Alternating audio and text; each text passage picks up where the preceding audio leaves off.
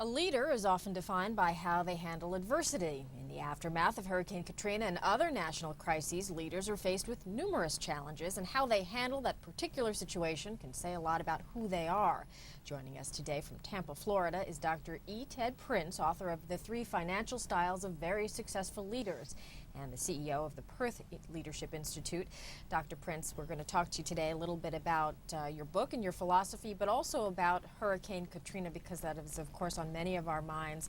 Tell us first how you define a good leader financially and how that may relate to a good leader in a crisis.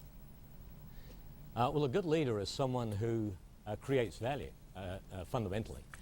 And that can be financial value, it can be social value, it can be human value. But ultimately, a good leader has got to produce a lot of value. And obviously, a crisis like we have in New Orleans and the Gulf Coast puts a lot of obstacles in your way. Obviously, the ultimate obstacle is, as we've just seen. In terms of running a company or running a city or state, what advice do you give to leaders in terms of improving their skills?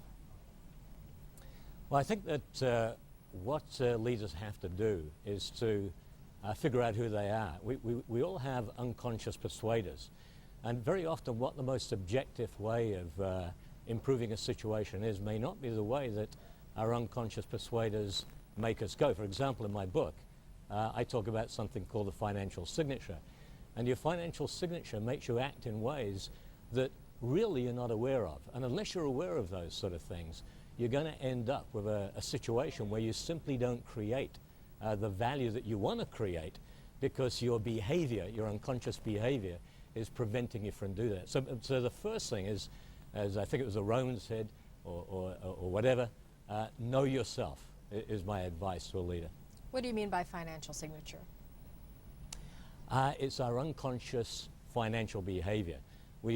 Every one of us have got a characteristic way we handle situations of cost and benefit, of risk and reward.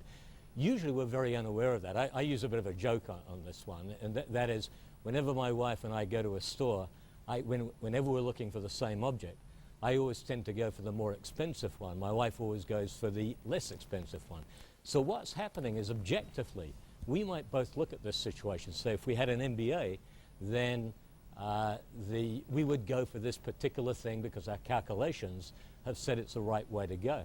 But of course, our financial signature, our unconscious financial drivers, are making us go in ways. It may not be right for my wife to go for a cheaper item.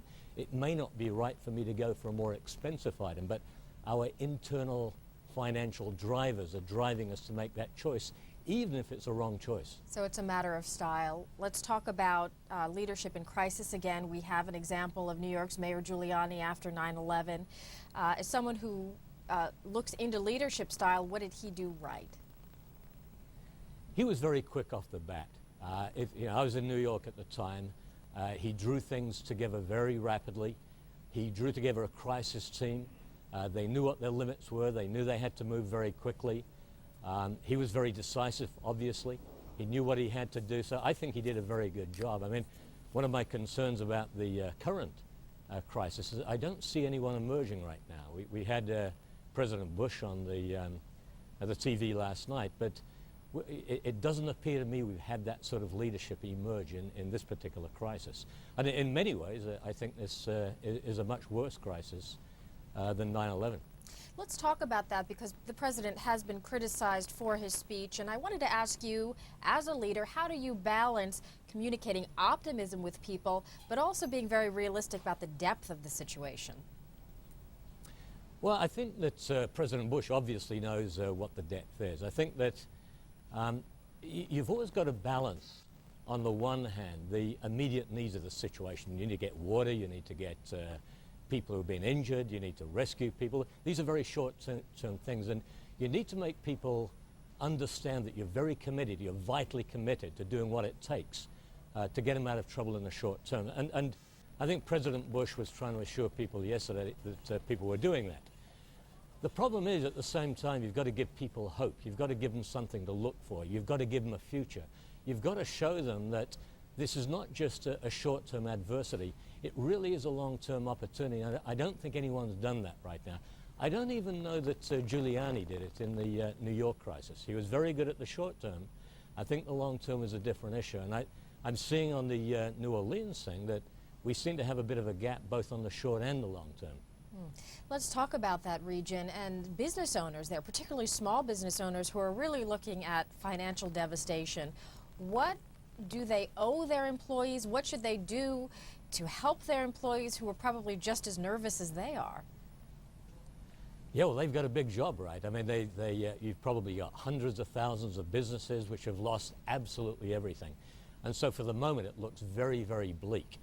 And I'm sure that all of these owners, many of them, of course, when they get back, are going to be very good at handling the short term, at getting the water, getting the electricity back on, getting their telephone lines and the like.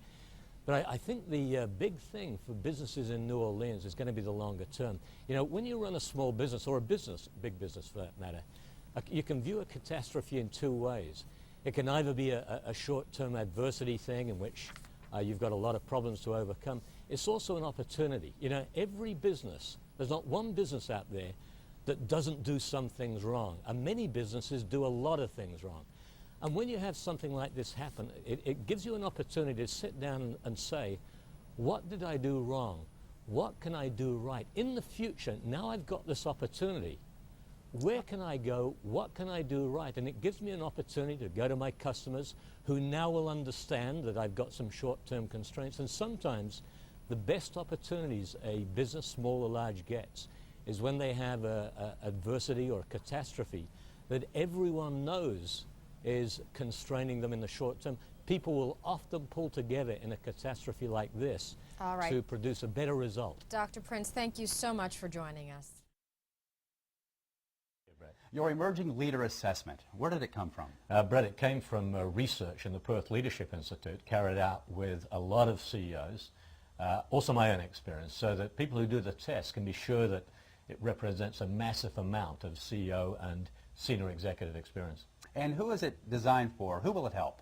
Well, anyone who wants to get into the corner office, basically, or maybe people who are already there, who are not quite sure about how they're performing or need some way to perform better.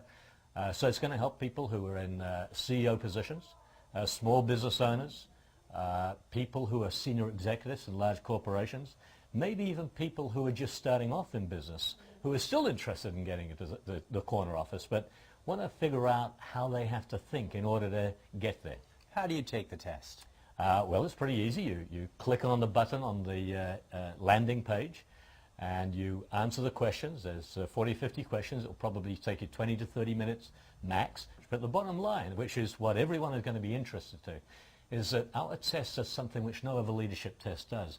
And that is it focuses on how you have to change your leadership style and preferences and your strategies in order to add to the valuation of your company. Make it worth more. Make it worth more for your shareholders and the people who want to make money out of the company. So it's very different from most leadership tests, which really focus on how you function interpersonally and socially. We focus more on the bottom line. And if I'm the CEO or that business leader, does it help my company or corporation in a financial way?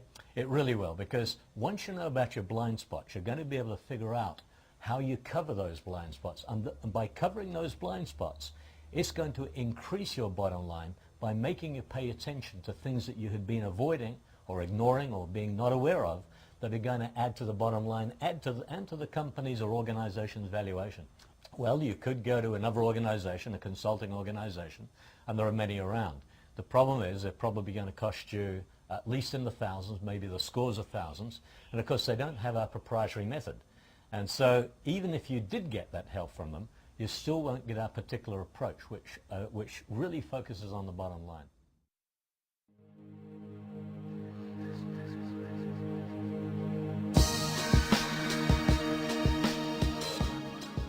In today's world, business touches all of our lives in every way possible.